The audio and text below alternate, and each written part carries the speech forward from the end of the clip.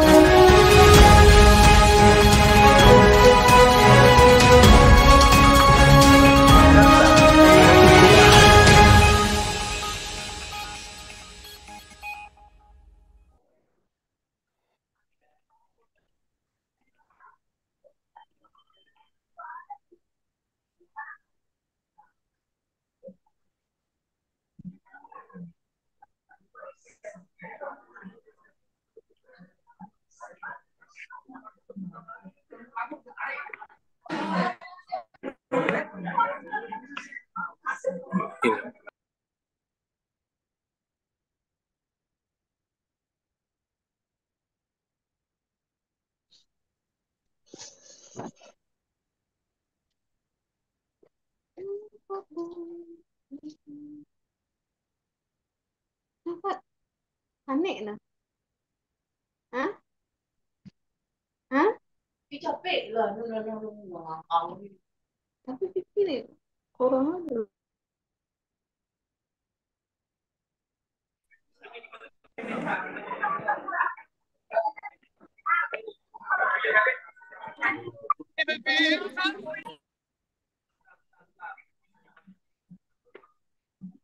Selamat sore semua, selamat datang di NNC Live.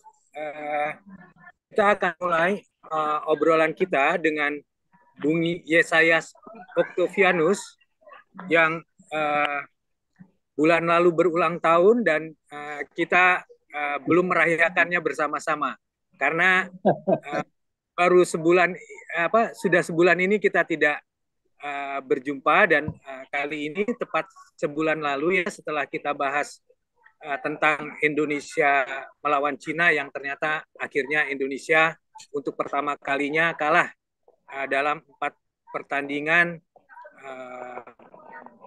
paruh pertama dengan 3 kemenangan, 1 kali kekalahan dan 3 pertandingan Indonesia berakhir seri dan ini pertandingan kelima melawan Jepang dan kita tahu bahwa Jepang adalah salah satu kekuatan sepak bola Asia dan juga dunia karena Jepang sudah beberapa kali lolos masuk putaran final Piala Dunia FIFA. Bung Yes, ya, mana kabarnya nih Bung? Jakarta ya, lagi Alhamdulillah mendung, sehat-sehat Bung Adi. juga Ya, besok ini ya cuaca bagus sehingga kita bisa mungkin main bisa mengimbangi Jepang. Bung, sebelum kita ya, mulai mungkin kita bisa dengar cerita cerita dari Mbak Sulha yang saat ini berada di uh, Stadion Utama GBK Senayan Jakarta. Mungkin Mbak Sulha bisa menyampaikan laporan dari Stadion Utama GBK Senayan Jakarta. Silakan Mbak Sulha. Mbak Amoy. Halo Mbak Amoy. Iya, Mas Widi. halo. Oke, Wi. ya, silakan coba sampaikan laporan Aku rame. Stadion Utama Mbak Amoy.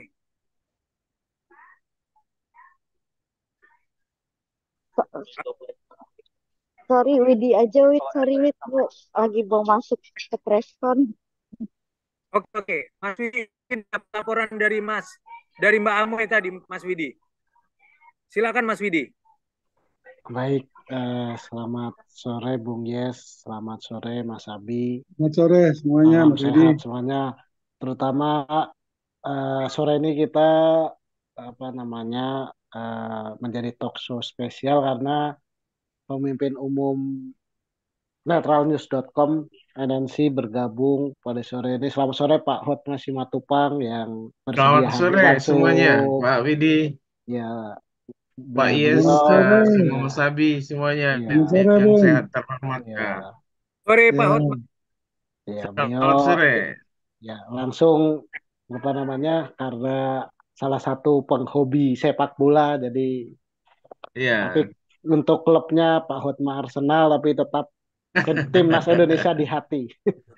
Ya, Ya, kalau Kebetulan ya, Mas Widi, saya mau ya, sampaikan say hello ke Pak Om Yes silakan ya. untuk Saya Pak dulu Hotma sejak kecil dipersilakan. baca Kompas, jadi saya sangat kenal betul. Nah, Terima kasih. sejak dulu ya, saya masih Ya, kuliah apa itu baca apa itu ulasan-ulasan dari Om Yes ya. Luar biasa, bisa ketemu hari ini satu kehormatan bagi saya. Terima kasih boleh kenal ketemu Om Yes. Selamat sore, Pak.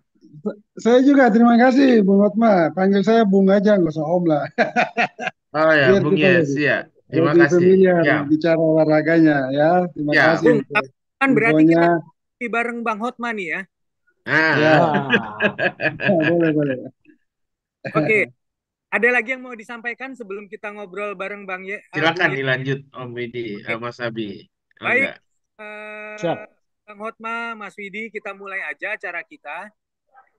Bung Yes, ini menarik Ya, ya, bahwa pertandingan besok tuan rumah Indonesia melawan Jepang itu bisa dikatakan akan menjadi salah satu kunci ya, apakah Indonesia akan bisa lolos ke babak keempat atau lolos ke putaran final Piala Dunia ya. Kita tahu bahwa dari 4 pertandingan sebelumnya Indonesia 3 kali seri dan terakhir justru kalah dari Cina.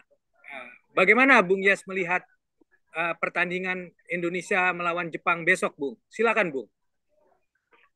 iya. Terima kasih Bung Abi dan semua pencinta NNC News. Untuk pertandingan esok memang saya menempatkan hasilnya pada kemenangan Jepang atau paling bagus kita bisa ambil 1 poin lewat hasil imbang. Tetapi sepak bola kan tidak selalu seperti yang kita paparkan secara lisan atau analisis-analisis di atas kertas di media. Karena sepak bola ini sangat misteri betul ya, terutama untuk hasilnya.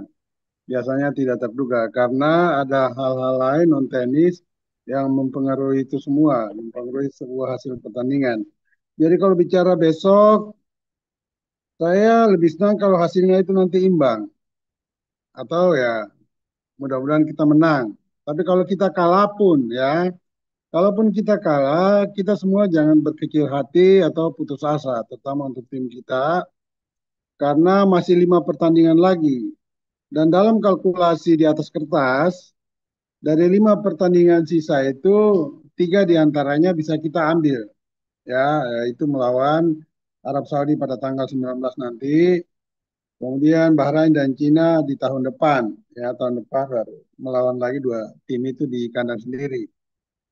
Jadi kalau skenario itu yang terjadi, kita maksimal ada di posisi keempat dan bisa membawa kita lolos ke putaran keempat lagi. Tapi saya tidak berharap skenario itu. Saya lebih suka skenario kita langsung lolos dari putaran ketiga ini sebagai peringkat kedua, tentu di bawah Jepang. Namun kalau melihat kualitas Jepang ya dan juga reputasinya dan juga hasil-hasil yang sudah dicapai Jepang dalam 4 pertandingan awal, sepertinya sangat sulit ya untuk 5 tim lain di grup C ini bisa mengalahkan Jepang. Kalau boleh saya katakan Jepang itu sepertinya kingmaker sekarang di grup C. Tinggal dia mau menentukan siapa peringkat kedua yang akan mendampingi dia langsung lolos. Nah ini yang membuat tim lain ya 5 tim lain termasuk Indonesia harus betul-betul siap untuk menghadapi Jepang. Dan pertandingan besok saya berharap memang STY ya pelatih Sintayong sudah menyiapkan tim kita secara maksimal. Namun kita juga berharap ya dalam persiapan yang singkat ini ya sekitar 3-4 hari menjelang hari H, pemain-pemain kita yang dari luar datang itu tidak lagi dalam kondisi yang capek, tetapi mereka sudah bisa beradaptasi dengan iklim Indonesia khususnya di Jakarta dan juga mereka dalam kondisi yang prima karena dengan kondisi yang prima saja ya tim kita akan bisa mengeluarkan seluruh kemampuan terbaiknya dari 11 pemain yang berlaga di lapangan. Kalau itu bisa mereka lakukan, maka Jepang tidak mudah untuk bisa mengalahkan kita. Dan kita berharap kita bisa mencuri minimal 1 poin dari pertandingan besok. Kira-kira begitu, Bung Abi.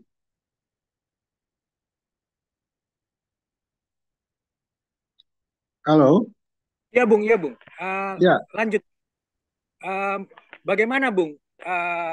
Menurut Bung, persiapan Indonesia dalam waktu sebulan ini apakah dirasa cukup dan ada tambahan beberapa pemain naturalisasi yang akan bergabung dalam pertandingan besok, Bung?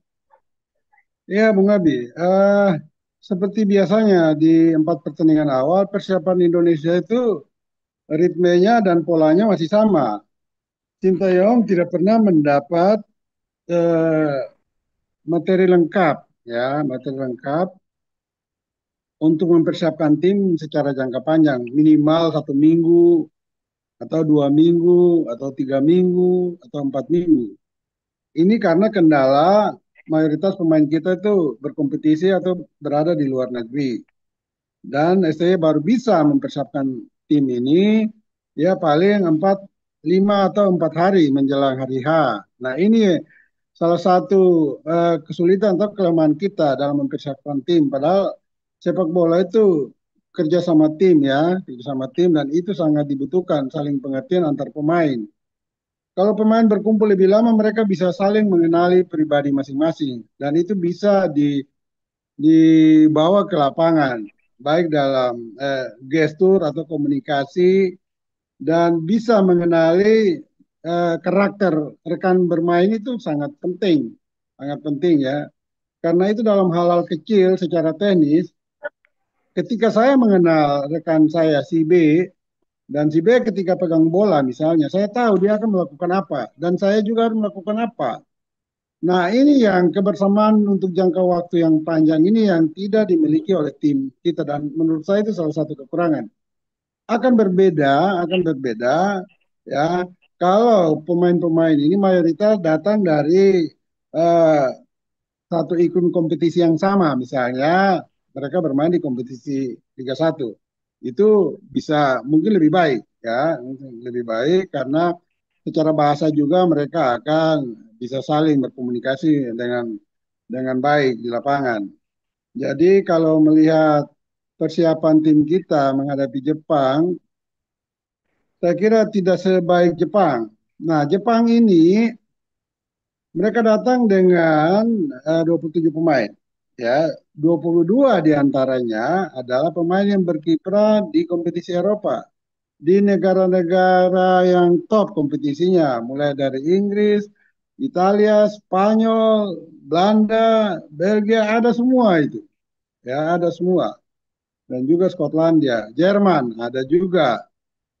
Dan mereka ini karena berada di sebuah iklim kompetisi ya yang sangat ketat dan sangat matang dan sangat perfect ya dalam hal-hal peraturan segala macam, maka mereka itu bermain juga sudah sangat terpola ya, terpola di lapangan dan mereka tahu pelanggaran-pelanggaran apa yang tidak boleh dan hal-hal apa yang bisa dilakukan di lapangan.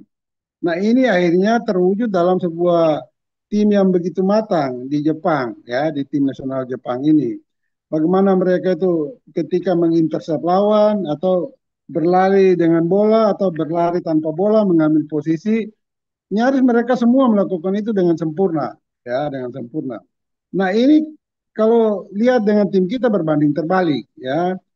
Pemain-pemain kita, ya saya tidak mengunderestimate mereka, tapi memang mereka berada dan tumbuh besar dari sebuah iklim kompetisi yang tidak melahirkan apa yang saya katakan tadi. Sehingga ketika pemain-pemain terutama yang ada di kompetisi lokal, mereka itu ketika tidak memegang bola, mereka tidak tahu harus kemana, harus berlari kemana, dan harus lakukan apa. Bahkan ketika mereka mendapat bola pun mereka kadang-kadang tidak tahu harus mengapakan itu bola. Mengontrol dulu, mencoba melewati lawan atau melepas umpan, sampai pada melepaskan umpan pun ya kepada rekan yang mana itu kadang-kadang mereka melakukan kesalahan semua. Jadi inilah yang membedakan kualitas tim kita dengan Jepang. Beruntung kita punya pemain-pemain yang dari luar ini dan mereka sedikit menutup kekurangan-kekurangan itu. Hanya ada beberapa kekurangan yang juga perlu diperhatikan dari tim kita.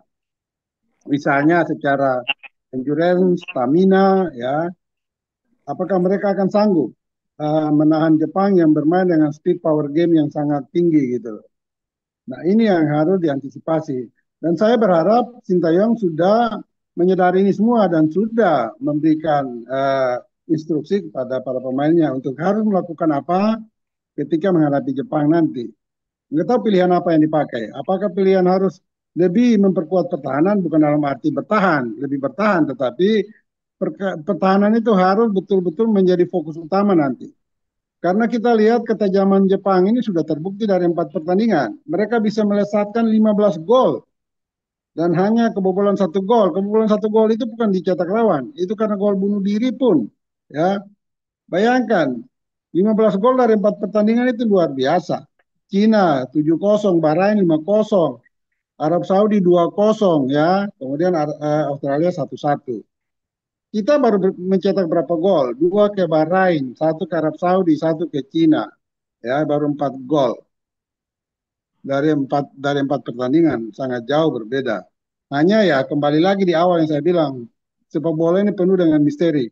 Mudah-mudahan ada keajaiban yang bisa membela tim kita nanti. Paling tidak kalah. Tapi kalaupun kalah, jangan sampai dengan perbedaan digit yang besar. Karena ini pengaruhnya ke pertandingan sisa sangat sangat besar sekali. Kalau kita kalah dengan perbedaan 3-4 digit, wah ini celaka nantinya. Walaupun tadi saya katakan pertandingan ini jangan kita berharap terlalu banyak. Itu Bung Abi. Bung, sepertinya Bung punya analisa di luar lapangan sepak bola ya. Ada hal-hal yang Bung sebut sebagai hal non teknis gitu loh. Ya. Apakah itu juga akan bisa menjadi salah satu kunci Indonesia bisa tetap bertahan sampai putaran keempat atau bagaimana, Bu? Iya, di media mainstream maupun media sosial saya mengangkat isu itu. Tetapi ada catatannya.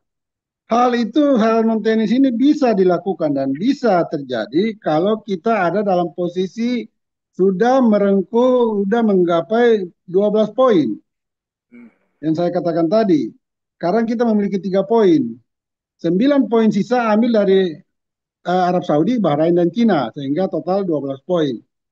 Dan tinggal di pertandingan terakhir melawan Jepang 10 Juni 2025. Nah, mungkin hal teknis itu bisa dilakukan lewat diplomasi tingkat atas, ya. Tapi kalau kita, ya, catatan yang paling penting penekanannya di sini. Kalau kita tidak bisa mendapat 12 poin, ya saya kira nggak perlu juga karena memang posisi kita tidak akan ada di peringkat kedua. Ketika menggunakan hal-hal non teknis ini, itu dengan asumsi, dengan gol dan tujuan langsung lolos sebagai peringkat kedua. Tapi kalau hanya ada di peringkat ketiga dan empat tidak perlu, ya tidak perlu karena itu sebuah sikap yang sangat peka ya, sangat sensitif sehingga kalau kita ambil keputusan itu harus benar-benar dengan hasil yang terbaik. Ya, hasil terbaik itu lolos langsung, bukan ada di peringkat 4 atau 3, tidak. Itu bukan pilihan saya. Pilihan saya karena masalah ini sangat sensitif bahwa kita langsung lolos ke Piala Dunia 2026 dalam posisi peringkat kedua di grup C. Nah, itu yang bisa terjadi. Jadi, ya saya berharap baik Ketua Umum PSSI Erick Thohir maupun pelatih Sintayong sudah mempersiapkan itu semua hal-hal non teknis ini. Dan menuju hasil hal non teknis ini harus mereka mulai dari sekarang memompa dan mempersiapkan tim kita untuk meraih minimal 9 poin tambahan.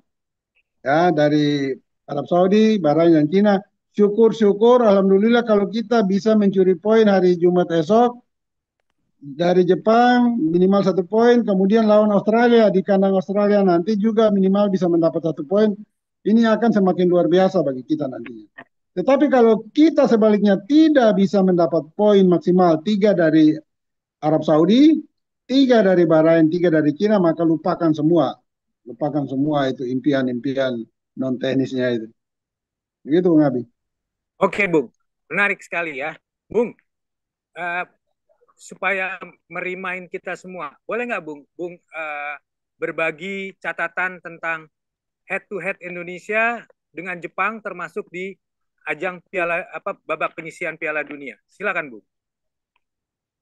Saya tidak tidak melihat itu ya, head to head itu. Tapi kalau bicara soal head to head ya sudah pasti Jepang lebih banyak lah yang pernah mengalahkan kita ya. Nah, untuk termasuk pertandingan esok nanti ya seperti saya katakan tadi, soal materi Jepang memang unggul jauh dengan kita ya dari segi teknisnya, tetapi kita juga punya pemain-pemain yang punya karakter kuat ya, yang bisa memberikan sesuatu yang terbaik bagi tim kita nanti. Hanya saja, sekali lagi, hanya saja saya perlu ingatkan bahwa ini akan muncul sebuah pertarungan yang diwarnai oleh dua tipikal permainan yang berbeda. Karena tim kita diisi oleh pemain-pemain yang stylishnya bergaya total football Belanda, ini akan mereka bermain dengan pola pola yang sangat disiplin dalam hal mengatur ritme permainan. Kapan tempo itu harus dipercepat, kapan tempo itu harus diredam. Ya, sehingga kalau nanti kita lihat bahwa di menit-menit awal, ya misalnya kita tidak langsung secara sporadis menaikkan tempo permainan, menekan habis dan menyerang habis Jepang. Itu tidak mungkin akan terjadi. Ya, mungkin akan bermain dengan tempo yang pelan sambil melihat celah-celah, lubang-lubang kelemahan Jepang untuk bisa dioptimalkan, membuka peluang dan mencetak gol. Sebaliknya Jepang, mereka juga mungkin akan melakukan hal yang sama di 10-15 menit awal. Tetapi setelah itu, kita akan saksikan sebuah pertarungan yang sangat menarik, terutama dari Jepang. Ketika mereka, ya kalau bahasa gaul itu bilang mulai ngegas, nah ini bahaya. Ini bahaya. Kalau kita tidak hati-hati, tidak disiplin dalam posisi masing-masing, atau posisi dalam kerjasama sektor kiri maupun kanan, juga sektor pertahanan tengah maupun depan, ini bahaya bagi kita. Gitu Bung Abid. Ya, Bung. Ini masih ada 3 menit sebelum kita tanya jawab dengan Silakan. Teman-teman Oh iya, yang... saya perlu tambahkan itu Bung Abi. Tadi Bung Abi tanya itu lupa saya. Soal pemain-pemain naturalisasi yang tambahan itu ya. Kemungkinan memang Kevin Dix Bakar Besi sudah bermain ya. Karena saya sudah konfirmasi juga ke Pak Erik. Dan beliau memang memberikan isyarat positif bahwa Kevin Dix kemungkinan akan main. Atau minimal ada di daftar line up ya. Di daftar line up nanti. Kemudian juga ada Eliano Reinders ya. Dari PEC Zwolle, Belanda, sementara tadi Kevin Dix dari FC Copenhagen, Denmark. Itu juga kemungkinan akan masuk dalam line up ya, bahwa akan menjadi starter atau tidak, tapi mereka didaftar untuk ikut bermain nantinya. Nah, dengan tambahan pemain-pemain ini, tentu kita berharap ada energi baru di tim kita ya, di tim kita untuk bisa lebih mempersolid, memperkuat permainan tim kita nantinya. Begitu Bung Abi. Oke, Bung Yes, kita sekarang masuk ke pertandingan nih, Bung. Kira-kira kita kan harus diakui belum pernah punya tim terbaiknya ya. Artinya the winning team nih kita belum pernah dapet nih. Karena Betul. pertandingan kita hanya bermain 3 kali seri dan 1 kali kalah. Jadi kita belum menemukan the winning team yang sehingga itu menjadi satu patokan buat pelatih STY ya. Nah, kira-kira Bung di pertandingan melawan Jepang nanti kira-kira ya, karena ini kan sebetulnya hak pelatih, tapi mungkin Bung sebagai pengamat bisa melihat siapa yang pantas atau yang terbaik kecuali mereka punya penampilan yang udah ada record dari tim pelatih yang akan bermain besok melawan Jepang, dan siapa yang akan menjadi pemain kunci timnas Indonesia. Silakan Bung. Iya, kalau melihat dari pertandingan sebelum ini, 4 pertandingan di babak ketiga ini, lini depan masih menjadi titik kelemahan kita. Ya, karena Sintayong belum punya stok pemain yang benar-benar penyerang tengah murni, haus gol, punya naluri yang kuat dalam memanfaatkan setiap peluang, juga punya naluri yang kuat ketika bergerak dengan atau tanpa bola di pertahanan lawan. Itu kelemahan paling utama. Nah, di lini depan ini karena pemain-pemain lokal juga tidak ada yang menonjol ya sebagai striker. Ada Ramadan Sananta, ada Hoki Caraka. Mereka-mereka ini masih jauh kualitasnya dibandingkan dengan Ragnar Oratmangun atau juga si Rafael Struijk. Sehingga SCY ya mau tidak mau harus tetap memainkan Rafael dan Ragnar. Tetapi lini depan ini juga bisa diperkuat, ya dipertajam dengan gelandang-gelandang lainnya. Misalnya ada Tom Haye. Atau juga ada pemain belakang yang menurut saya di pertandingan terakhir melawan Cina, dia sangat menonjol dan terbaik di tim kita, yaitu Calvin Verdong.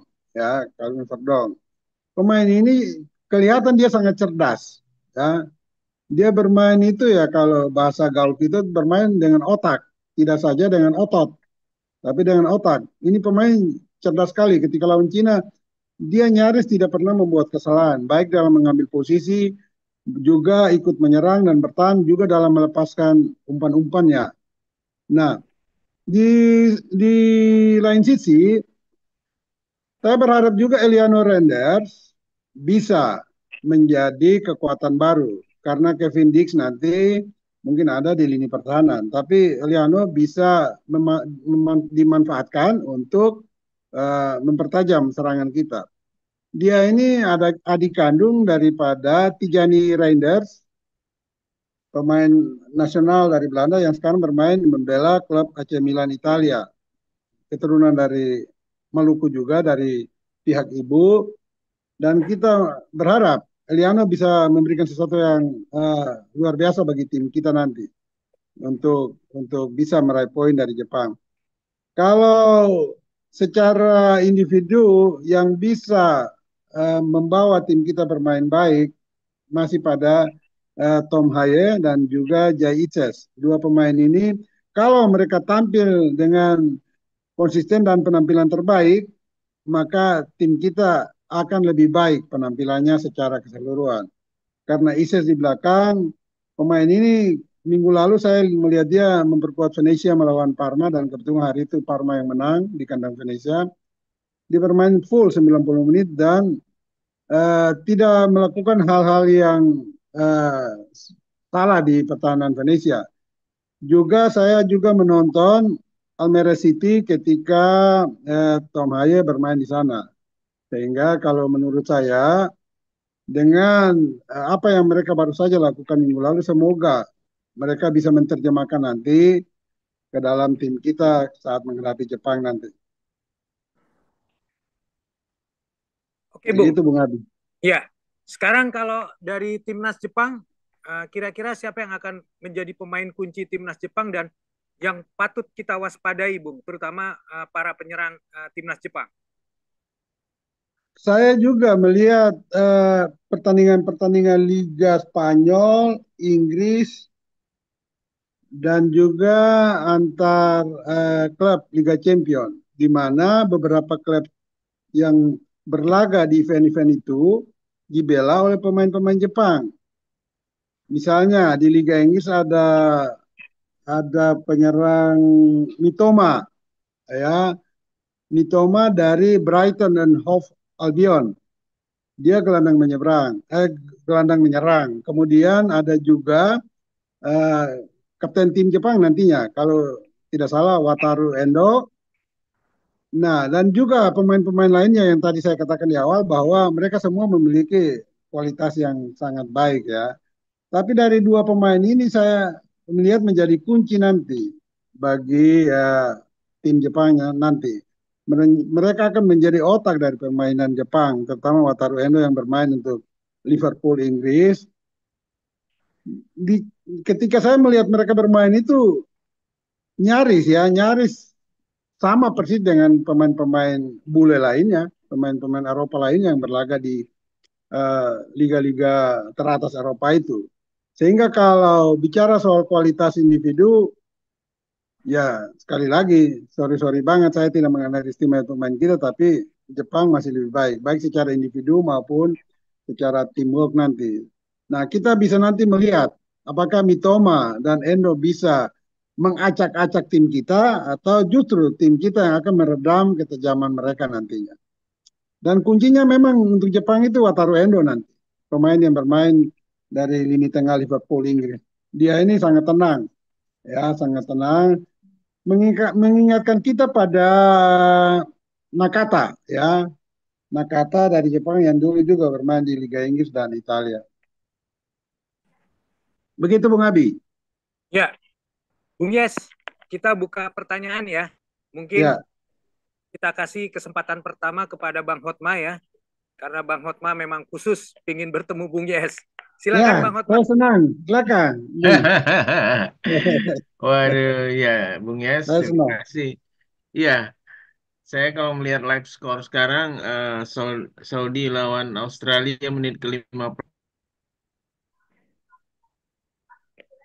masih 0-0. Yang kan sedang Oh, main nih, Australia, Saudi Australia Arabia. lawan Arab Saudi di kandang Australia, 0-0 ya, Bung? Masih 0-0 Nah, menit bagus. ke-54 ya. Semoga berakhir Jadi dengan poin kosong mereka kosong. sekarang belum, Iya, semoga nanti. masih menit ke-54. Iya, mudah-mudahan ya. Jadi poin Ya. Jadi mengurangi nilai mereka mereka nanti kan.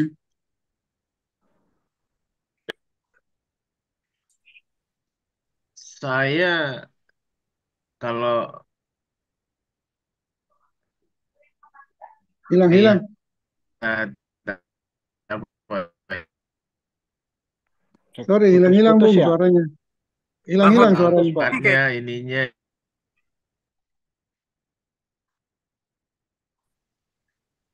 nggak- oke. Sementara menunggu Bang Hotma, Mas Vidi silakan Mas Vidi. Baik. Terima kasih Mas Abi. Bung Yes yang jadi sorotan di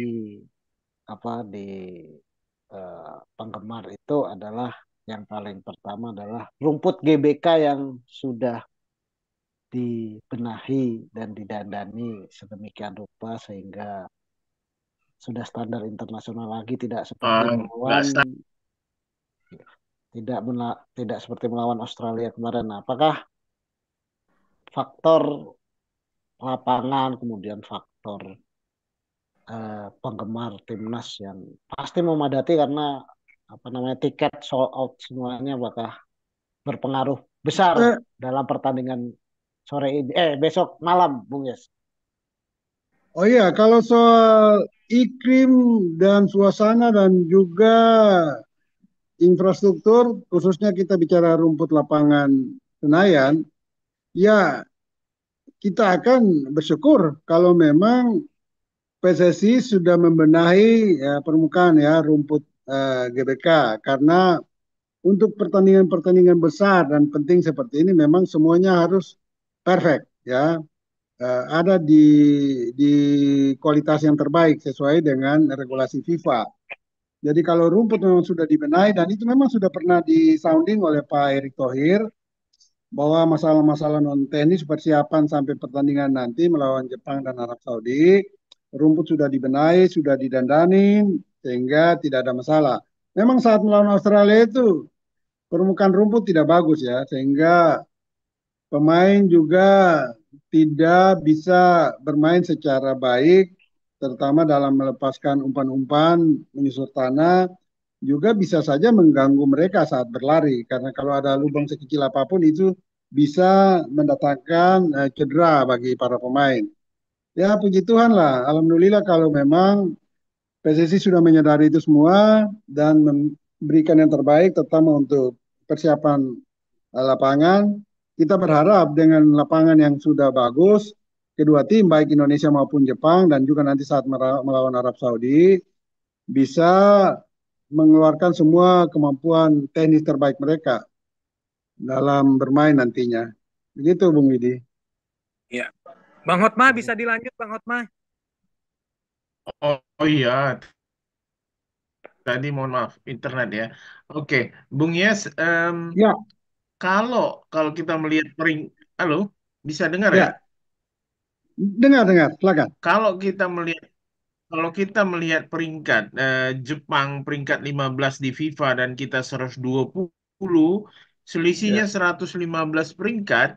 Apakah ya, ketika bermain bola gitu, kita sebagai eh, home ya, tuan rumah, ya. pemain itu semangatnya apa nggak ada gap atau dia nggak peduli dengan peringkat itu atau ada mindernya nggak pemain kita misalnya waktu main besok gitu, Bung Yes?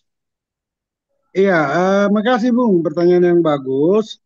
Begini, sebagai pemain, peringkat itu sebetulnya tidak ada pengaruh apa-apa bagi pemain. Itu hanya sebuah Oh, apa ya, sebuah catatan di atas kertas saja. Ya, karena peringkat itu juga iya. diperoleh lewat akumulasi sebuah Oh, tim atau sebuah negara dalam bertanding mengikuti program dan jadwal FIFA. Nah, kita ini secara akumulasi sebelum ada naturalisasi diperkuat oleh pemain-pemain lokal yang secara kualitas memang rendah sehingga di setiap event-event FIFA atau FIFA Match Day itu lebih banyak kalah daripada menang atau hanya imbang sehingga itu yang oh, iya. membuat peringkat kita rendah sekali. Tetapi ketika datang pemain-pemain keturunan hanya dalam waktu setahun 2 tahun langsung melejit kita memperbaiki peringkat Iya, karena kualitas pemain itu. Nah, kalau iya, iya. berbicara bahwa pemain itu akan minder ketika melawan peringkat yang di atas mereka, sebetulnya tidak. Kalaupun ada unsur minder di sana, Oke. minder karena melihat calon lawan misalnya Jepang esok ini adalah sebuah tim yang sangat menakutkan dalam tanda petik ya untuk zona Asia gitu loh. Iya, Kalau itu mungkin bisa, iya, tetapi kalau minder karena peringkat saya kira tidak ya. Sehingga kita berharap jangan pemain kita terpola atau berpikir bahwa wah, peringkat kita rendah kita akan dibantai oleh Australia. Tidak, karena waktu Piala Dunia 2022 di Qatar pun ya Arab Saudi yang peringkat begitu jauh dengan Argentina pun ya bisa mengalahkan Argentina dan juga saya ingat Piala Dunia Mhm. 1990 di Italia partai pembukaan pun Kamerun yang ada di peringkat berapapun bisa mengalahkan Maradona dan Argentinanya di partai pembukaan. Jadi soal peringkat menurut saya Bung tidak terlalu menakutkan atau tidak terlalu dipikirkan oleh pemain-pemain kita. Atau khususnya sebuah tim yang peringkatnya jauh akan takut atau keder terhadap lawan yang berperingkat lebih tinggi. Itu tidak ada pengaruh, Bung. Oke, terima kasih. Sangat mencerahkan, Ya, Bung Yes. Terima kasih. Thank you. makasih, makasih. Ya. Yang lain silakan langsung aja atau bisa dibacakan di kolom komentar Mas Widi atau Mbak Nurul. Ya. Ada pertanyaan nih, Bung Yes Ya. dari penggemar. Eh, Kalah, menang, imbang, apakah nanti riuh penggemar itu kalau kalah biasanya menghujat, kalau menang berpesta pora atau riuh, dan kalau seri pun mereka ini apakah tanggapan Bung Yes tentang nanti setelah pertandingan melawan Jepang apapun hasilnya itu buat penggemar seperti apa sih? Pertanyaannya itu. Begini Bung Widi, saya Ya. kira komunitas sepak bola lebih khusus supporter atau pendukung fanatik tim nasional kita dan masyarakat sepak bola kita, ini sudut pandang terhadap sepak bola sudah berbeda jauh dengan satu dekade ke belakang dan seterusnya gitu loh. Karena apa? Kita semua sudah didewasakan dan dimatangkan lewat pertandingan-pertandingan dunia internasional yang lebih sering kita tonton lewat media televisi. Nah, dengan kedewasaan atau pematangan kita lewat tontonan-tontonan itu, kita lalu menyadari bahwa kekuatan kita itu seperti apa sih, lalu calon lawan kita itu seperti apa sih. Nah, kebetulan menghadapi Jepang, saya kira komunitas kita, komunitas sepak bola dan pendukung setia timnas juga sudah sadar kok, Jepang jauh di atas kita. Jadi kalau berbicara hasil nanti lalu kita mau melihat sikap dari masyarakat sepak bola kita seperti apa, saya kira kalau kita kalah, mereka akan fine-fine saja. Fine-fine saja menerima hasil itu. Mungkin yang mereka akan kecewa bahwa kita kalah tidak dengan perlawanan atau perjuangan yang terbaik dari tim kita. Kalau mereka kecewa mungkin dari sisi itu wajar. Tapi kalau mereka kecewa karena Jepang bisa mengalahkan kita, saya kira itu sangat absurd ya, sangat absurd. Dan itu tidak boleh terjadi. Dan saya berharap memang tidak akan terjadi. Jadi sudut pandang melihat hasilnya itu yang harus kita dalami. Apakah kecewa karena Jepang menang? Saya kira tidak. Tapi kalau kecewa karena kita atau tim kita bermain tidak maksimal, ya wajar saja. Nah, sebaliknya kalau minimal kita bisa mengimbangi Jepang atau juga bahkan mengalahkan Jepang, ya saya kira euforia akan ada di mana-mana dan itu pujian akan diarahkan kemana-mana. Ya pujian-pujian itu tentu untuk yang pertama mendapat pujian ya tim kita secara keseluruhan atau mungkin ada pemain-pemain khusus yang tampil gemilang bahkan heroik menjadi pahlawan mencetak satu gol tunggal kemenangan atau juga kepada pelatih Sintayong atau juga kepada Ketua Umum PSSI Erick Thohir. Jadi saya berharap kita dewasa lah dalam menilai hasilnya nanti. Kapan kita harus bersedih, kapan kita harus bergembira. Nah, begitu kira-kira, Bung Yudi. Oke. Baik. Lanjut Mas Widi, kalau pertanyaan lain. Ya, satu lagi nih Bung Yes. Sebelum Ya. ditutup ada Bung Yes, ada pertanyaan. Ya. Menurut Bung Yes atau prediksi dari Bung Yes, skor timnas Indonesia versus Jepang di GBK berapa? Kalah, seri atau imbang? Itu pertanyaan dari penggemar. Saya ini orang yang sangat netral ya, sangat netral karena memang jiwa saya ini jiwa sepak bola sehingga saya juga tidak mau mengabaikan hal-hal tenis. Ya, kalau kita melihat secara teknis sepak bolanya, nampaknya sulit bagi kita untuk bisa mengalahkan Jepang, bahkan mengimbangi Jepang. Ya, secara teknis ya, secara teknis. Akan ada hal-hal luar biasa saja yang bisa memberikan kita poin lewat hasil seri atau menang.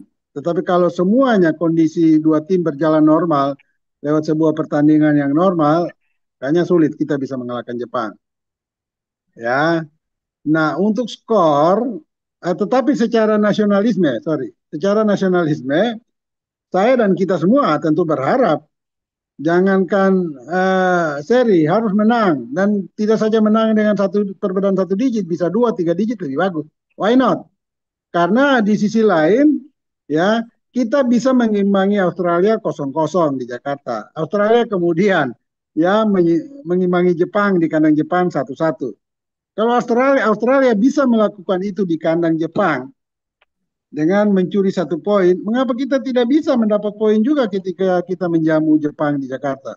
Ya, jadi itu sangat rasional kok.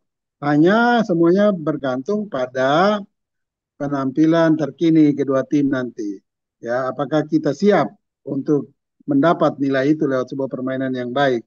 Kalau tidak siap juga ya, itulah memang itu sepak bola. Kalaupun kita menang, saya berharap ya satu digit cukup lah 1-0 ke 2-1 ke. Begitu Bung Widi. Kita pasti Ya. berharap menang, Bung, karena setidaknya membuka harapan dan membuka peluang. Tapi secara realitas tadi sudah diingatkan Bung Yes bahwa Jepang adalah salah satu tim terbaik di Asia dan punya jejak yang cukup baik di putaran final Piala Dunia di beberapa kali turnamen 4 tahunan ini digelar. Bung, karena keterbatasan waktu mau sholat maghrib, Bung mungkin bisa menyampaikan pernyataan penutup dari obrolan kita tentang Timnas Indonesia melawan Timnas Jepang besok. Ya, baik. Terima kasih. Sebagai kesimpulan akhir, saya tetap mendoakan dan berharap dan tentu kita semua ada di sikap yang sama agar tim kita tampil sebaik-baiknya dengan hasil minimal seri. Karena itu akan membuat tim kita semakin berada dalam kondisi terbaik menghadapi pertandingan-pertandingan berikut, terutama yang terdekat adalah Arab Saudi. Satu poin sangat penting dan semoga kita mendapat itu nanti. Oke, Bung. Kalau begitu, karena keterbatasan waktu juga, kita cukupkan obrolan kita sore ini. Terima kasih, Yes, sudah selalu bersama dengan NNC Live dalam obrolan-obrolan sepak bola nasional maupun internasional, termasuk untuk babak kualifikasi Piala Dunia tahun 2026 yang akan berlangsung di Amerika, Kanada, dan Meksiko. Bung, kita foto bareng dulu, Mas Widi, sebelum kita akhiri. Silakan, Mas Widi. Baik. Oke. Saya kasih aba-aba. 1, 2, Iya. 3. Satu lagi pose terbaik dari Bapak Ibu semuanya. 1, 2, 3. Indonesia juara. Terima kasih. Terima Oke, kasih. Kembalikan ke Mas Abi. Yang Bung Hotma, terima kasih. Terima kasih Ya, Bung Yas, luar biasa. Hormat kalau ya. bisa Aduh. setiap dengan NNC ya, Bung Hotma ada, biarkan menambah Oh iya, iya, semangatnya. pasti, Ya, pasti. ya. Ini selama ini saya kok bisa kecolongan ya Pak Widya. Sudah Udah saya. 3 kali apa 4 kali? Pak Widi Iya. ini lupa ngajak saya ini Pak. Oh, Ya, aduh, mohon maaf. Iya, iya, Saya iya. akan ya, hadir selalu. baik. Ini mungkin Terima agak kasih. percakapan yang menaikkan usia saya balik jadi umur 30 tahun ini. Ya, Seru. makasih Bung Hotma Terima ya. kasih. Selamat sore. Oke, dadah. Iya. Ya, Salam sukses hormat juga. Bung Yes, Ya, Mas Abi. ya, sukses semua, ya Mas barang Abi, kita Terima ngopi Mas kasih. Widi, Mbak Amoy, Ya, terima kasih. Ya, jum- masih Sampai jumpa jumpa. lagi Bung Yas tanggal 18 sebelum lawan ya Arab betul. Saudi. Jadi Siap. Berada besok Arab kita Saudi. 0-0 apa 1-1 nih? Yang mana? Indonesia lawan Jepang. Kayaknya, kayaknya ada gol, Bung, karena lihat produktivitasnya Jepang yang begitu tinggi, sepertinya ada gol ya. 1-1 lah Nggak tahu berarti dari ya. Jepang atau dari kita. Besok yang paling deg-degan adalah Bu Sulha karena nonton langsung. Ya, ya, ya, ya, ya, ya. Kita di TV soalnya ya. Nah, Oke, baik Oke, ya, sampai baik, jumpa ya, selamat Oke, sore, bro-bro. selamat Nah, terima sore. kasih makasih. semuanya. Sampai jumpa. Sore, Terima ya, kasih Salam Pak ya, sehat, Widi. salam ya, ya, sehat. Sulha, ya, sampai ya, ya. jumpa. Ya, sampai sampai jumpa. jumpa. Salam sehat.